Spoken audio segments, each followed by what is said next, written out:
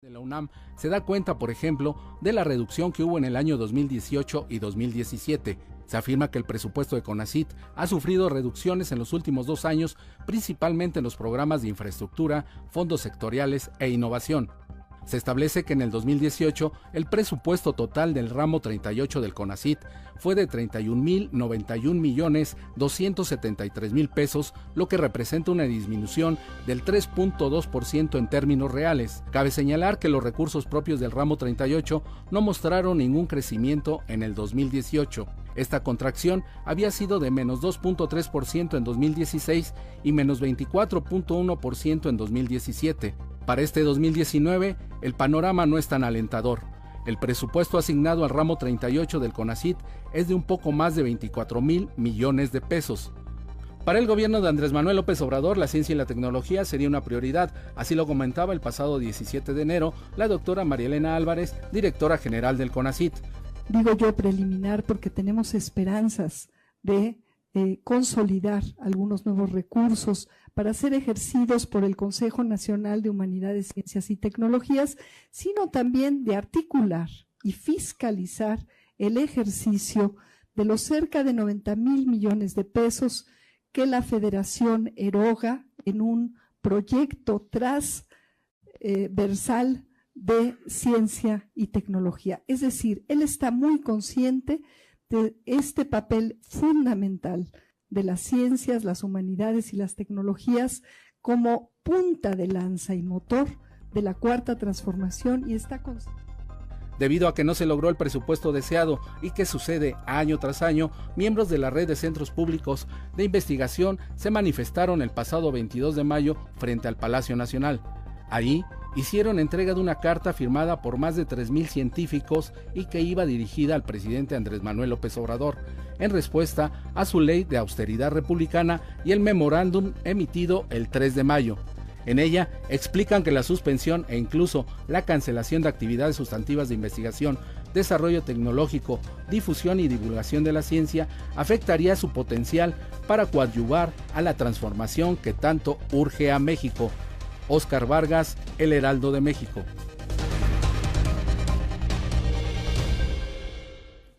¿Qué tal? ¿Cómo les va? Muy buenas noches. Gracias nuevamente por acompañarnos y por seguir en la sintonía del Heraldo Televisión, en esta mesa que usted conoce muy bien de debate y análisis político para hablar, como siempre, de los temas más importantes de la agenda nacional. Y hoy, concretamente, vamos a hablar acerca de los recortes al presupuesto en ciencia y tecnología que se han dado en nuestro país en esta nueva administración. ¿Cómo ha afectado todo esto a la comunidad científica? Andrés Manuel López Obrador debe corregir esta política hacia la ciencia.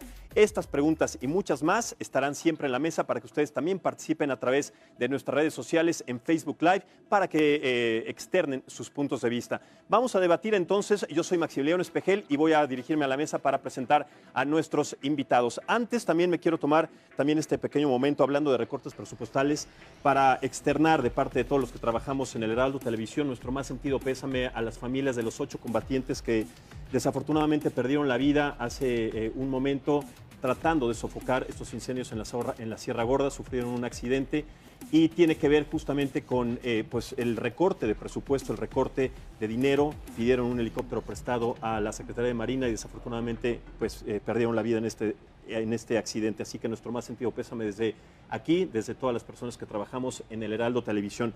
Bien, vamos a iniciar con este tema. También les quiero decir que tenemos como invitados a los científicos más importantes, expertos en diferentes rubros, científicos que tienen que ver con temas de ecología, matemáticas, electrónica, desarrollo tecnológico, y los voy a presentar de mi izquierda a derecha.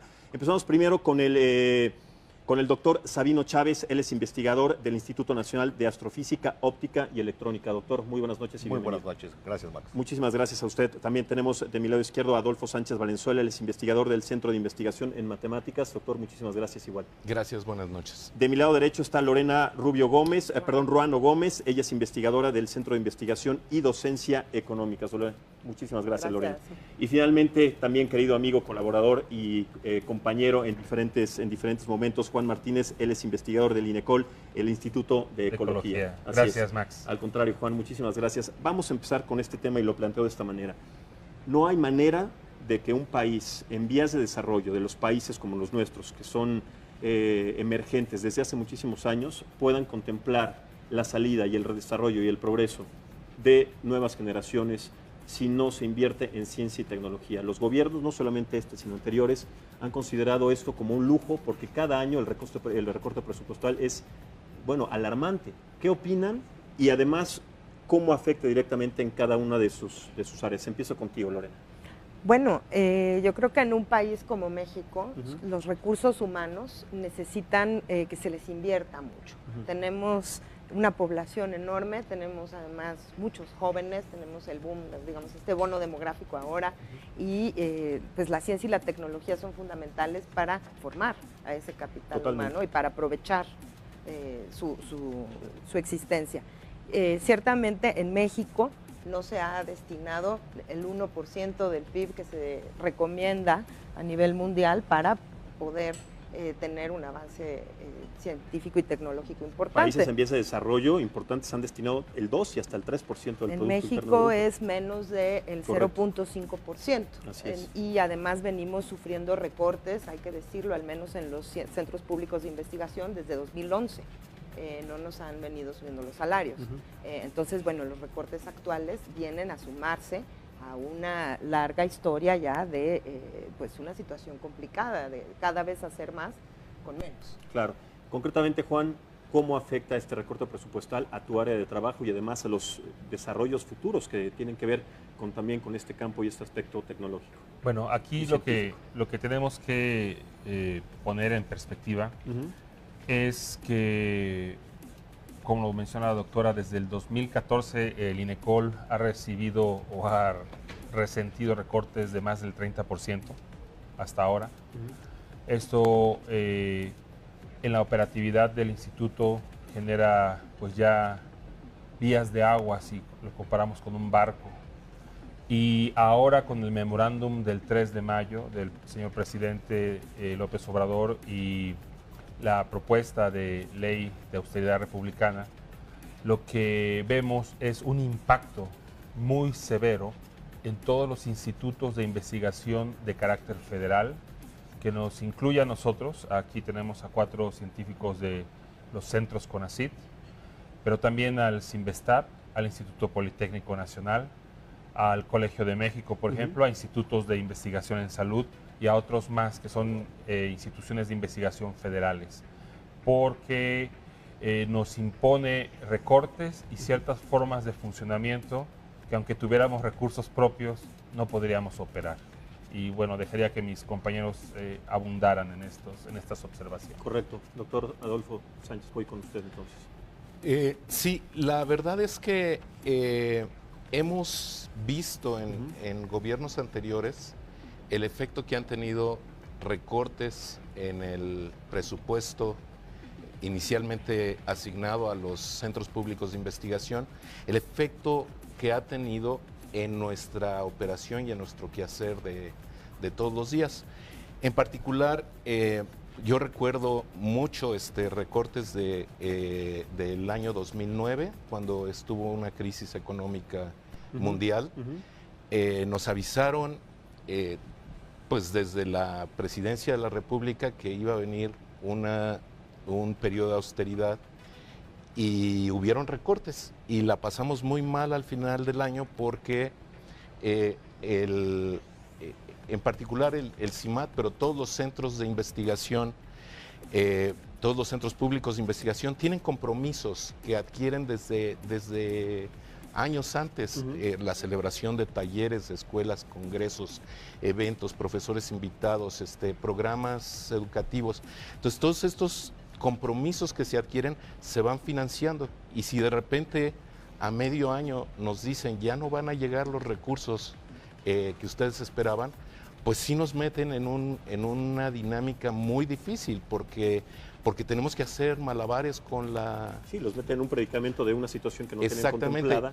Exactamente, y en el 2016 tuvimos una muy similar. Entonces, esta vez que está anunciado en el memorándum del señor presidente un recorte, un comportamiento de austeridad, pues nos preocupa porque ya hemos visto esta película correr. Está muy bien recortar gastos innecesarios, está muy bien adelgazar algunas partidas, está muy bien pues pensar en que podemos ser más eficientes, pero ciertamente aplicar estos recortes así como lo dice el memorándum, de manera pareja, en los centros públicos de investigación, pues ya hemos visto que hace estragos. Correcto. En el INECOL se han hecho recortes o se han hecho las propuestas de recortar en electricidad, en diferentes servicios, que no tienen nada que ver con lo que en este caso está proponiendo el doctor Adolfo, sino con el recorte de personal, que eso es muy delicado, doctor Sabino. Es el recorte de personal, eso no se puede recuperar. Se puede, como dice el doctor Adolfo, sí recortar en ciertas cosas que se puede, con las que se puede seguir trabajando, como en el caso del INECOL. Me mandaste el memorándum de estos recortes sobre la luz, de trabajar. Bueno, te puedo comentar.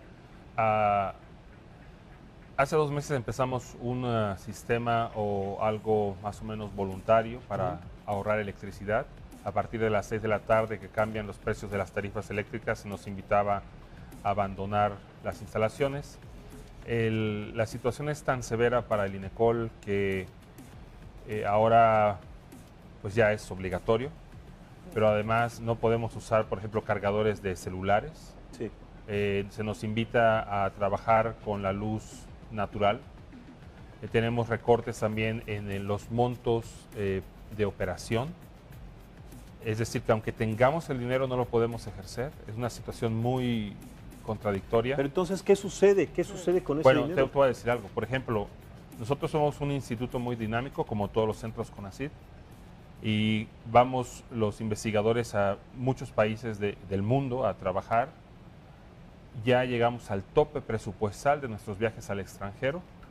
Ya no se van a autorizar viajes al extranjero, aunque son necesarios para mantener esta academia, esta vida científica. Simplemente ya los rebasamos, no van a salir, y tenemos que pedirle permiso al señor presidente para salir a este tipo de actividades académicas, a cumplir compromisos, como lo ha mencionado el doctor, establecidos años atrás con otras instituciones de investigación. Simplemente no es nada más que te quiten dinero, es que la forma como está hecho, la forma como se implementa no te permite operar. Pero si se requieren hacer investigaciones de campo de esa manera emergente, doctor Sabino, ¿qué se hace con este recorte de presupuesto y sobre todo tomando en cuenta que también el recorte es en el personal, que es lo más delicado? Eso es terrible. Hay dos cosas, como mencionas, el personal. Tenemos ya varias administraciones en las cuales no tenemos nuevas plazas. Entonces, al no tener nuevas plazas, no podemos contratar gente en plazas. Entonces, lo que se ha hecho, se ha contratado como servicios, como honorarios, y entonces personal que ha ido implementando y complementando nuestras necesidades de trabajo, y se ha acrecentado suficiente. En este momento tenemos, por ejemplo, en el instituto, en el INAOE, al menos alrededor de 120 personas que van a tener que perder su trabajo, y son personas que tienen años trabajando con nosotros, trabajando en las distintas coordinaciones. Tenemos astrofísica, óptica, electrónica, ¿sí? Ciencias computacionales, el gran telescopio milimétrico, ¿sí? También tenemos otras áreas que son las que nos permiten traer recursos al instituto. Muchas de ellas, lamentablemente, se van a tener que ir, lo cual nos afecta económicamente por un lado. Por otro lado, lo que menciona, o sea, investigaciones de campo. Recientemente, o sea, semanas atrás, recordarán que estuvo el gran boom de la primera fotografía del hoyo negro. El GTM, el gran telescopio. ¿Es en donde está trabajando usted concretamente en este momento? Nosotros trabajamos en ese instituto, sí, que el gran telescopio milimétrico pertenece. El gran telescopio milimétrico fue una pieza fundamental para la obtención de toda la información necesaria para esa fotografía, y ese se encuentra en el Cerro La Negra. Entonces, se requiere ir para allá. No tenemos en este momento, bueno, se nos está recortando vehículos, se nos está recortando también combustibles, ese tipo de cosas. En Cananea el instituto tiene otro observatorio que también padece de lo mismo. Eso sin contar lo que acaba de mencionar, por ejemplo, mi compañero Juan, en el sentido de que todos tenemos interacciones en el extranjero. El gran telescopio milimétrico, para empezar, es una entidad binacional que fue realizado con la Ciudad de Massachusetts y México. Entonces, en este momento estamos en una crisis. Estamos ahorita viendo los números de investigadores que somos en el sistema. Somos arriba de 2.000, 3.000 investigadores, ¿sí? Que todos nosotros, para poder salir al extranjero, esos 2.000, 3.000, tenemos que hacer la solicitud directa al presidente, y él tiene que autorizar, solamente hablando de la parte de los CPIs, ¿no? Inclusive se considera que son 28,000 científicos en la comunidad, que son insuficientes, considerando que solamente el 0.15 15% por cada habitante se dedica justamente a este rubro que es insuficiente. Lorena, ¿cuáles serían las consecuencias a corto, mediano y largo plazo sobre la decisión de estos recortes presupuestales, planteando y recortando lo que plantea el doctor Sabin? Pues a mí me gustaría explicar que el problema, sobre todo para los centros públicos de investigación, es que nosotros nos tratan como si fuéramos parte de la burocracia federal centralizada y no lo somos. Entonces, estos recortes que se anuncian de manera muy general, a diferencia de los que se anunciaron en tiempos pasados, son generales para toda la administración pública, pero no toman en cuenta nuestras peculiaridades. Así es. Y entonces, en ese sentido, algunos centros podrían no llegar a fin de año, no poder pagar la nómina de su personal de biblioteca, ¿por qué? Porque la manera en que nos pagan a nosotros, que es por estímulos. Pero entonces eso quiere decir que va a desaparecer esa probablemente, porque va a generar muchas demandas. Sobre eso, pues bueno, perdemos a los investigadores, por supuesto, fuga de cerebros. Eso es un tema al que quería llegar, por eso te preguntaba esto. ¿Qué sucede con la fuga de cerebros que cada vez es más constante? Nosotros ya hemos perdido profesores. Claro, por supuesto, y además estudiantes. Es un recurso, si se lo podemos considerar así, tangible pero intangible, porque el conocimiento que se adopta, que se tiene en este país, cada vez sale más a buscar oportunidades en otros lugares. Y perdemos esa oportunidad de generar desarrollos a partir de estas nuevas generaciones, Juan. Y le negamos la oportunidad a los jóvenes que se están preparando para ser científicos. Estamos rompiendo una cadena humana. Yo creo que hemos venido de universidades donde nos hemos formado. La universidad es la única institución medieval que sobrevive en nuestra época. ¿No tendrá que ver con derechos humanos? El derecho a tener esa educación, a tener la oportunidad de desarrollarse en estos ámbitos. Es un derecho humano. Pero aquí lo estamos rompiendo. Esa cadena humana donde nosotros le pasamos esta antorcha a los jóvenes se rompe. Es lo que también va a pasar. Y en lo que hemos visto, la doctora ha mencionado algo. La ley de ciencia y tecnología actual nos tutela y nos protege. Somos entidades diferentes, de hecho nuestras plazas son de investigadores y esto además genera un nuevo derecho humano para todos los que, reconoce un derecho humano que está firmado por tratados internacionales, que es el derecho a la libertad de investigación. Así es. De hecho, ya se nos han acercado varios abogados de primer nivel, porque sería la primera vez en la historia que se defiende el derecho humano a la libertad de investigación y libertad de cátedra. Pero a ver, estás planteando en la mesa algo muy importante. Tenemos que ejercer la parte jurídica para tener esos derechos. O sea, se tiene que integrar a abogados para... Esperemos que no. Pero bueno, vamos a llegar hasta... O sea, tenemos que pensar que esas son o tendrán que ser las últimas consecuencias. Existe esa posibilidad. ¿No es por la mala, por la forma medieval, si se le puede decir, o cómo lo podemos considerar? Bueno, pues por la forma que se ha implementado, es una forma donde no existe un diagnóstico previo, eso lo mencionó la doctora Silvia Dutrey, del Instituto Mora, otro centro CONACYT, donde primero tú estudias el sistema, haces un diagnóstico y si hay errores, con base en ese diagnóstico lo solucionas. Se corrige. Ajá. Pero aquí, como en otras experiencias legislativas recientes, se ha legislado o se pretende legislar con el machete y no con el bisturí. Así es. Y lo que va a ocurrir es que en esta situación donde hay una gran diversidad, incluso entre los centros CONACYT, nos van a tratar a todos por igual y nos van a destruir. Y la ironía de esto es que el INECOL, por ejemplo, y otros centros CONACYT, estamos, como siempre lo hemos hecho, ayudando al señor presidente de la República a implementar sus grandes proyectos de desarrollo. A ver, y por este límite en los viáticos, gasolinas, del 30%, estamos en una situación que nos puede llegar a un punto donde no podemos incluso ayudar al propio presidente. Totalmente. Entonces, Max y compañeros, yo no sé ustedes, pero a los veracruzanos nos gusta el béisbol, es como batear de foul y correr a tercera.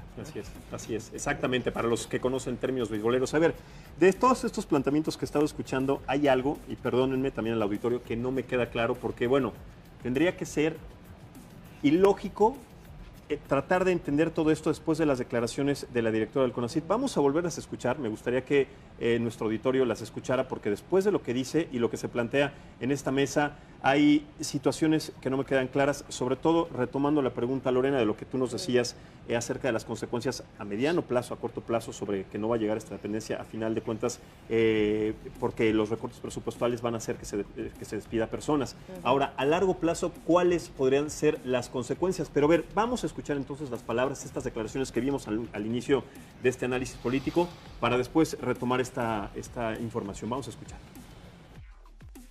Es decir, él está muy consciente de este papel fundamental de las ciencias, las humanidades y las tecnologías como punta de lanza y motor de la cuarta transformación y está consciente.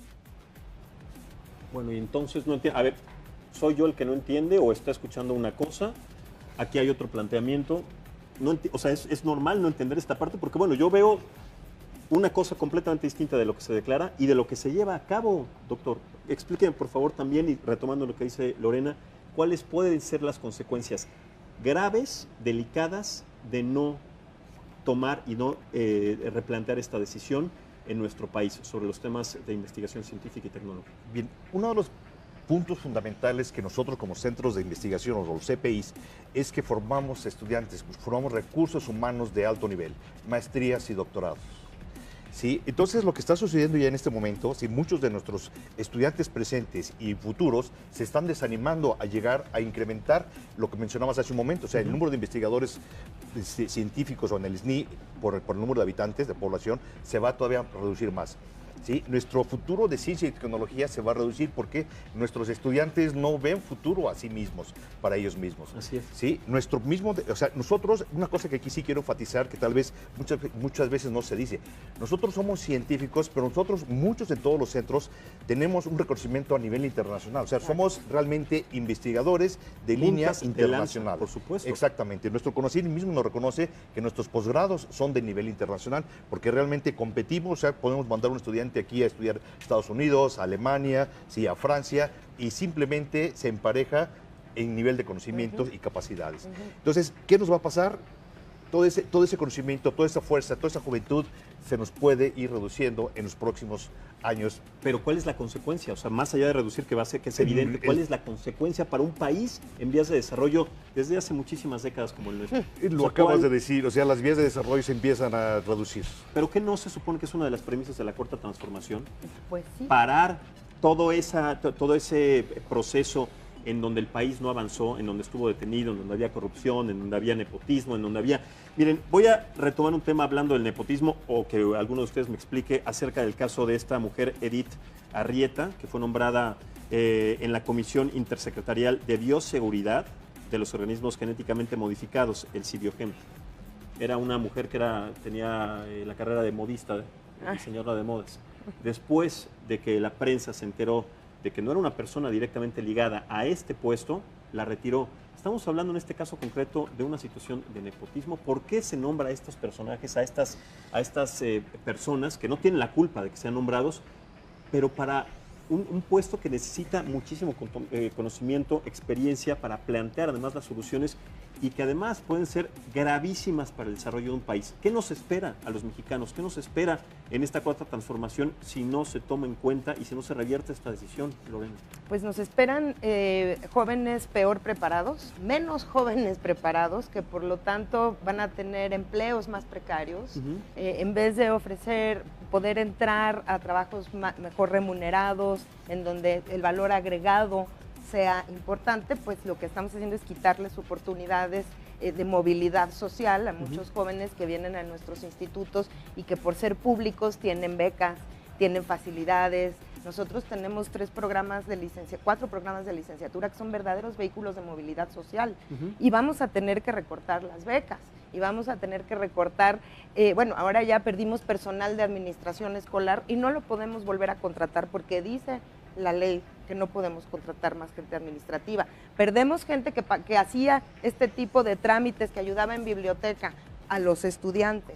Pero a ver, Andrés, y ya no los podemos pagar por honorarios. Entonces, bueno, no es que esté focalizado contra la ciencia y la tecnología, es un recorte general al gobierno que a nosotros nos pega porque nos tratan como si fuéramos gobierno y no lo somos. Pero además nos somos otra cosa también. Y no solamente como si fueran gobierno, como si fueran un lujo, pero además aquí yo veo un boicot completamente, o sea, es un boicot, es un ataque directo a todas estas instituciones. Pero quiero retomar también las palabras del presidente de México, Andrés Manuel López Obrador, que nos va a responder al auditorio acerca de este planteamiento que hacemos, y regresamos después para analizar lo que él dijo, sobre todo en esta posición de lo que él espera en la Cuarta Transformación. Vamos a escucharlo brevemente y regresamos. Hay toda una campaña también, sí, y es importante también ventilarlo todo. Están muy molestos algunos del CONACYT, los machuchones, porque hay mafias en todo, hasta en la ciencia, mafia aunque parezca increíble, en la cultura, en la intelectualidad, cotos de poder. Entonces, eran intocables y también con sueldos elevadísimos, y tampoco con tanto nivel académico. Bueno, pues, a ver, insisto, o estoy perdido, o no entiendo, o acá hay una incoherencia. Mafia del poder en los científicos. O sea, es la primera vez que yo escucho que hay en la comunidad científica a personas que se están dedicando solamente a establecer condiciones políticas, económicas, que generan nepotismo. Es lo que yo entiendo como la mafia del poder, como también lo ha establecido Andrés Manuel López Obrador. También dice que hay personas en estas ramas que tienen un sueldo altísimo. Vamos a platicar en un momento a qué sueldo se refiere, de qué dependencias, a qué personaje se refiere, porque lo que yo veo aquí, justo como dice Lorena, es que no hay sueldos ni para pagarle a las personas más inmediatas para ejercer su trabajo desde hace muchísimo tiempo. Me gustaría que antes de que fuéramos a la pausa en este momento replanteáramos esta situación, lo que dijo la directora del CONACYT, lo que dijo el presidente de México, Andrés Manuel López Obrador, lo que se está planteando en esta mesa. Y también invito nuevamente a nuestro auditorio para que ejerza también su voz, para que ejerza su punto de vista y su opinión a través de nuestra página de Facebook Live. Deje sus comentarios, los vamos a incluir. Esto es una mesa incluyente en la que hacemos este debate y análisis político de manera siempre ágil, propositiva, pero sobre todo consciente y coloquial, para que la entendamos de todas maneras. Entonces vamos a hacer esta pausa y regresamos en un momento en esta mesa de análisis político.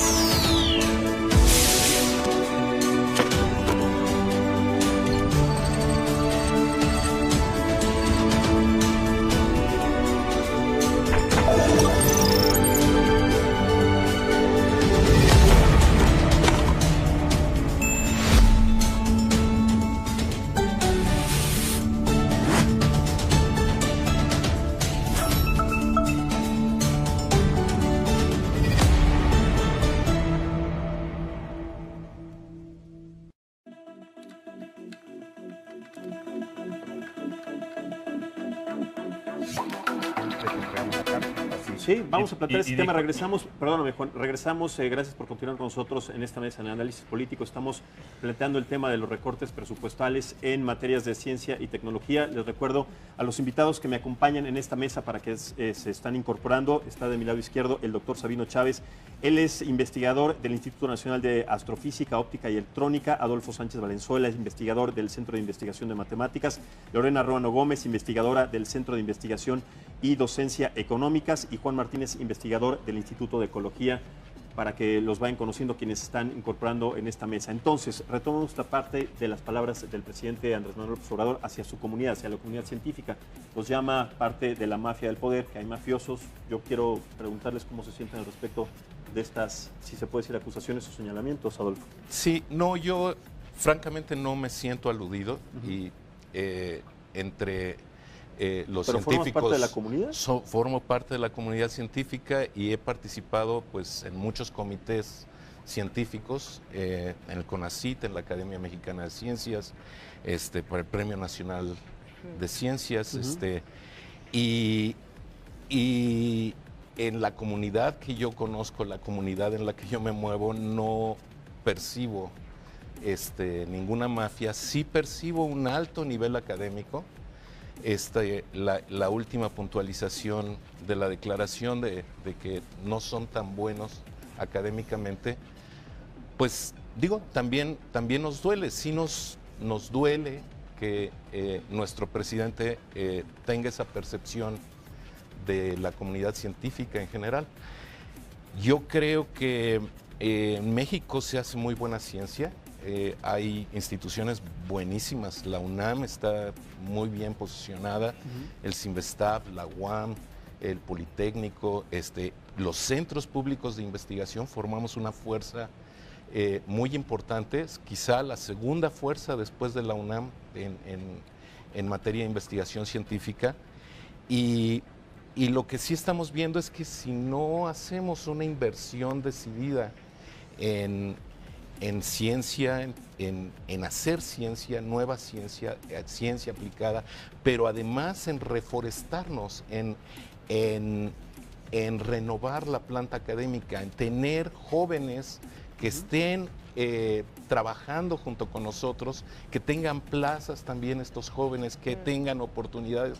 Lo que mencionaba Sabino, sí hemos percibido mucho desencanto de parte de los estudiantes.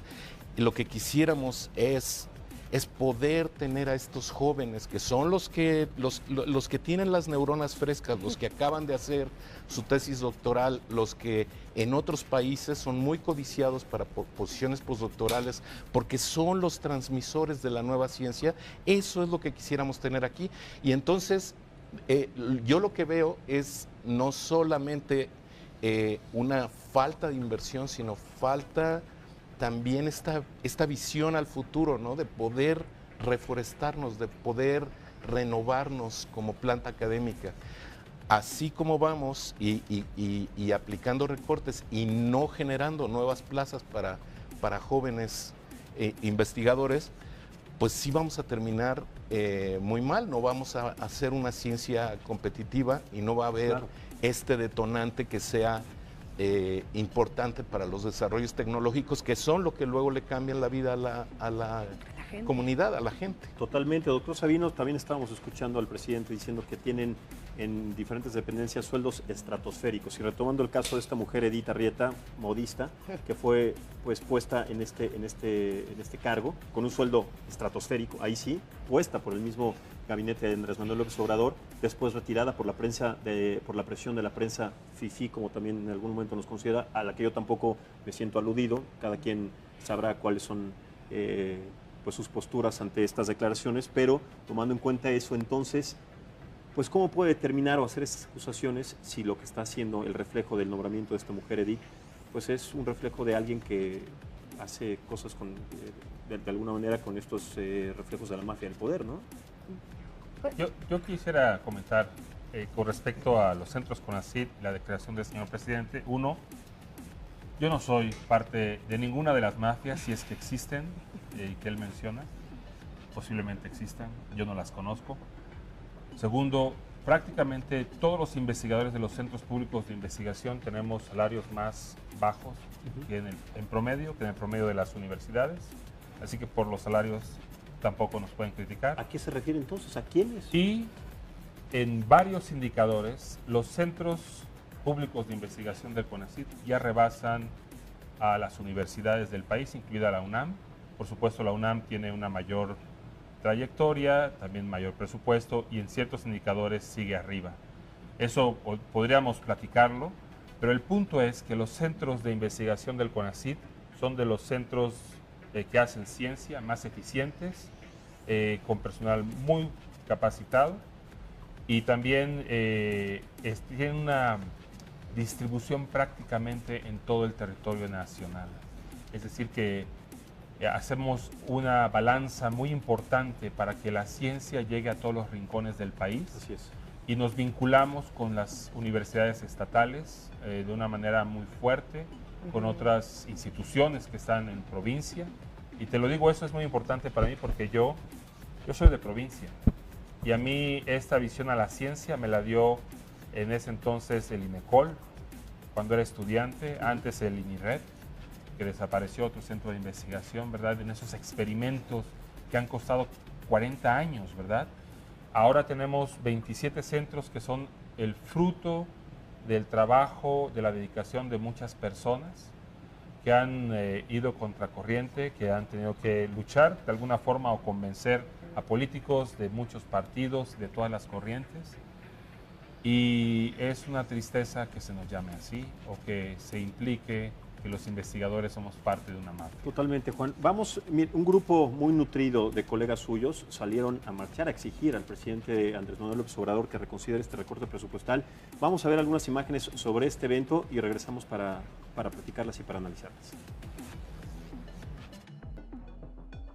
Somos un grupo de investigadores que venimos en representación de los 27 centros de investigación de CONACYT y lo que venimos a hacer es entregar una carta a Presidencia, a la Secretaría de Hacienda y Crédito Público y a la directora de CONACYT, pues solicitándoles que se haga una revisión y se reconsideren los lineamientos que nos están indicando en el memorándum que se publicó el 3 de mayo por parte de la Presidencia de la República.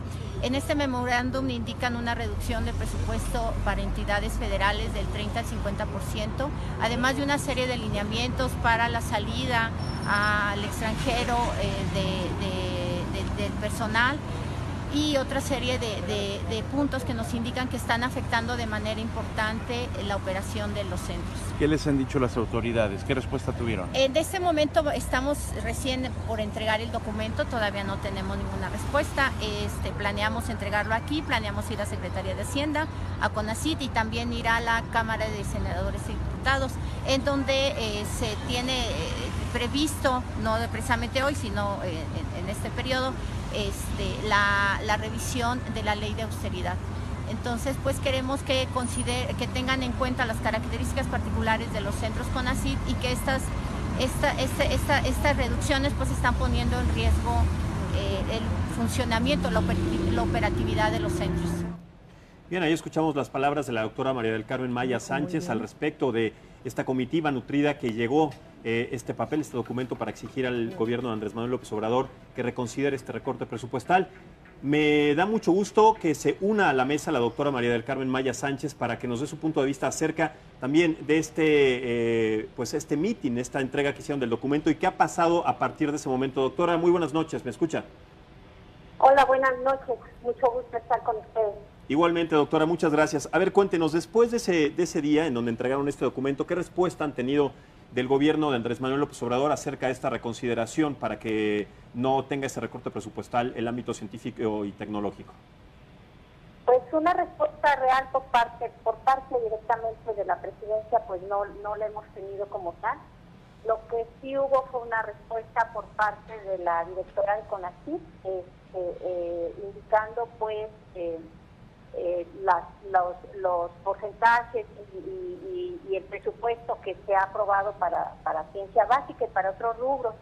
Sin embargo, consideramos que posiblemente ella no está enterada de todo de los problemas con los que nos estamos enfrentando y que precisamente ese presupuesto que se ha aprobado en relación a ciencia básica y a otros proyectos pues no inciden directamente sobre el presupuesto que se aprueba para la operación de los centros. Entonces, básicamente es la respuesta que hemos tenido en ese sentido. Sí, dígame. Pero entonces, si no está enterada la directora del CONACYT, entonces, ¿en dónde llevaron ese documento? ¿Lo pusieron en una pila de papeles también de diferentes propuestas que han hecho al gobierno en esta administración? ¿O qué sucede con esa parte? ¿Qué está tomando en cuenta el gobierno acerca de esta petición? ¿La vamos a dejar así usted y la comunidad de quienes ustedes, también tengo a sus compañeros aquí, lo van a dejar así por la paz? ¿Qué es lo que van a hacer? No, claro que no. Pues estamos yendo, como ustedes nos están permitiendo ahora, haciendo saber a los medios lo que está ocurriendo, acercándonos a las cámaras de senadores y diputados, sensibilizando a la sociedad sensibilizando a la sociedad respecto a nuestra problemática. También estamos acudiendo a CONACYT de manera muy puntual para que se sensibilice sobre nuestro problema particular y que entienda que sea un poco más claro esta reducción que nos están aplicando, sobre todo en partidas relacionadas con materiales suministros, que es sobre lo que se está aplicando el 30% de reducción y el 50% sobre servicios generales, como ya lo han comentado en la mesa mis compañeros.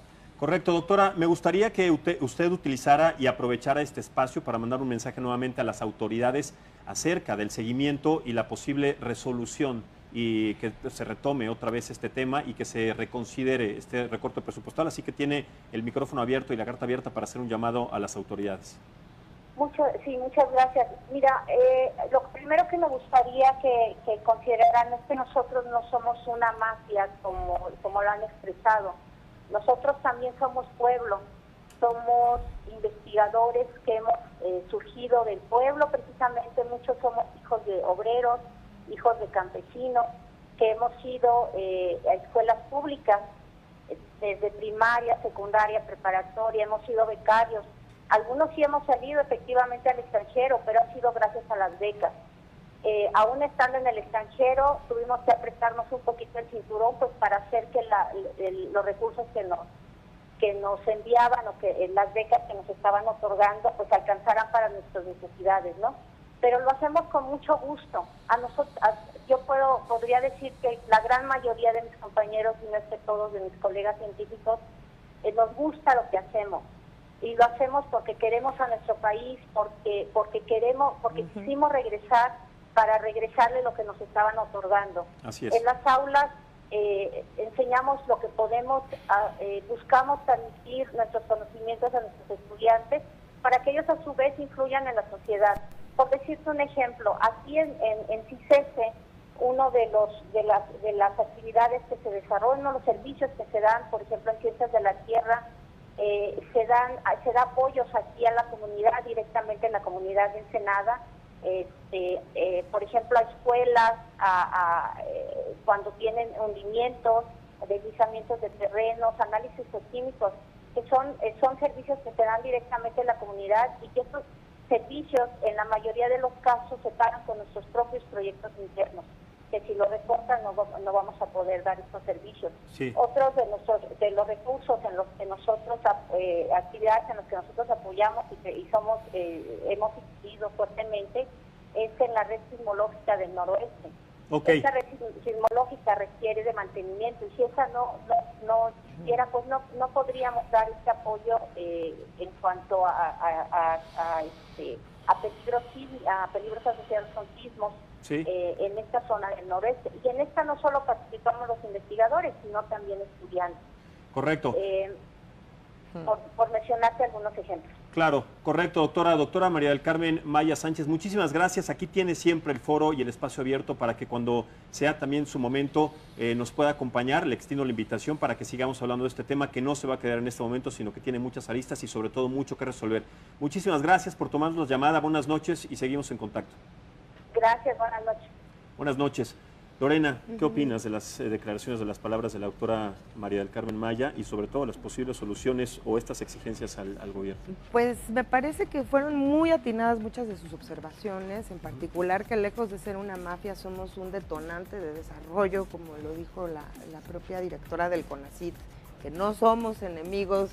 Claro. Y que no entendemos bien por qué se nos está tratando de esta forma como una mafia, ¿no? Cuando en realidad somos pues yo creo un activo muy importante que tiene el país, en el que además México ha gastado recursos importantes, se ha invertido mucho esfuerzo para construir esta red de científicos que tenemos, precaria, pequeña, pero muy potente y muy bien conectada con el exterior y que está generando recursos humanos, que está generando patentes, que está generando descubrimientos y que bueno, no vamos a poder pagar la nómina en algunos de estos centros si aplicamos tanto el memorándum como, bueno, la ley de austeridad que viene. Y lo que me pareció muy atinado también, si me permites, ¿sí? Es justamente el asunto que somos muy peculiares. porque no somos autónomos como las universidades, pero tampoco somos una entidad burocrática del sector central. Necesitamos tener cierta flexibilidad para poder operar, necesitamos poder viajar para ir a congresos, necesitamos poder gastar para invitar a profesores que ya habíamos invitado desde hace un año, desde hace 2 a dar una clase. Necesitamos tener una serie de posibilidades para usar nuestros recursos propios que actualmente no es tan claro que vamos a poder usar. Nosotros tenemos casi todos fideicomisos y lo que estamos pidiendo también a las autoridades es que sean los propios órganos de gobierno de los institutos los que decidan cómo se usa el dinero que hay en esos fideicomisos. Exacto. Y no el gobierno, porque esos órganos de gobierno individuales conocen nuestras peculiaridades. Así y mucho de nuestro sueldo, de las clases que damos, de las cosas que publicamos, se pagan de esos recursos propios, ni siquiera vienen de recursos fiscales. A ver, Lorena, en redes nos están preguntando aproximadamente y en promedio cuánto gana un investigador aquí en nuestro país. Independientemente de la rama en la que se dedica. ¿Cuál? Depende del nivel y de si está entrando, de la antigüedad. En un promedio. Del centro, el nivel en el SNI.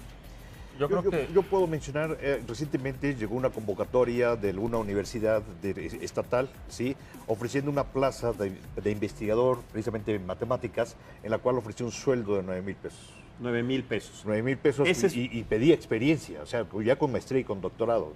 Entonces nos sorprende y dice, caramba. Por ejemplo, ya cuando se leo la lista de cuánto ganan los funcionarios públicos, nos dicen que, por ejemplo, un profesor de primaria puede ganar ese mismo sueldo, ¿no? Sin haber llevado esta trayectoria que nos ha costado. Y no quiere decir que su sueldo sea justo. Exactamente, no significa que sea justo. Noemí Matías está agradeciéndose a cada uno de ustedes por abrir este espacio para exponer la problemática que está pasando la comunidad científica ante la ley de austeridad. También me gustaría darle a entender, no solamente a las autoridades que nos están viendo, sino a la gente en general, por favor, qué importancia tiene cada uno del trabajo que está haciendo para que se den cuenta de la importancia y de lo que podemos dejar de hacer en cada una de las ramas en las que ustedes, doctores, están trabajando. Y a manera de conclusión, ¿cuál es el proyecto en el que están trabajando concretamente en este momento y cómo se puede ver cortado después de este recorte? Primero vamos contigo, Juan. Yo quisiera, es difícil porque son muchas contribuciones. ¿Alguna que tú consideres muy importante? Alguna que la gente ve cada vez que ve el supertazón es el guacamole mexicano. El guacamole, el aguacate mexicano tenía un veto por parte de Estados Unidos porque decía que tenía el riesgo de que entrara un parásito. Fueron investigaciones en el Instituto de Ecología del CONACYT que desmintieron esa aseveración y permitieron que el aguacate mexicano entre a Estados Unidos. Y ahora tiene una derrama económica de miles de millones de pesos que beneficia a una gran región de nuestro país. Eso quiere decir que la investigación, en este caso del aguacate en México, genera economía porque en esa etapa del supertazón es el ingrediente o es el fruto más vendido en esa temporada hacia los Estados Unidos. Entonces sí está inyectando esta investigación. Es muy visible. Por supuesto. Ahora, en el caso del INAOE tenemos este gran hito histórico con la imagen de un hoyo negro. Totalmente. Doctor, por favor, entonces. Digamos, ese sería en el sentido altamente científico, ¿no? Estamos hablando de un hoyo negro a millones de años luz. Pero sin embargo, un poquito algo más tangible. O sea, tenemos un proyecto, dentro de estos proyectos que se generaron en administraciones anteriores, estaban los laboratorios nacionales.